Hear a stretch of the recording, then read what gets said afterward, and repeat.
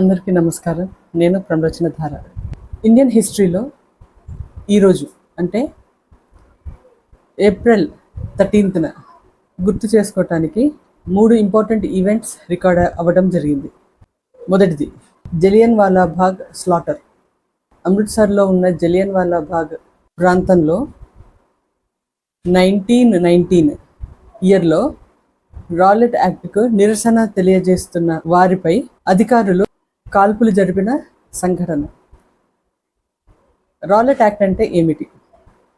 ఈ యాక్ట్ ప్రకారం ఏ భారతీయునైనా అరెస్ట్ చేయడానికి మరియు విచారణ లేకుండా 2 years వరకు కస్టడీ చేసే అధికారం బ్రిటిష్ ప్రభుత్వం కల్పించడం. రెండవది సియాచిన్ గ్లేసియర్ ఆపరేషన్. పాకిస్తాన్ సైన్యం నుండి సెక్యూర్ చేసి వరల్డ్స్ హైయెస్ట్ బ్యాటిల్ ఫీల్డ్ అయిన సియాచిన్ గ్లేసియర్ మీద కంట్రోల్ తెచ్చుకోవడానికి భారత్ ఆపరేషన్ మేఘదూత్ను 1984 ఇయర్లో లాంచ్ చేసి సక్సెస్ సాధించిన సందర్భం. మూడోది silent valley national park declaration.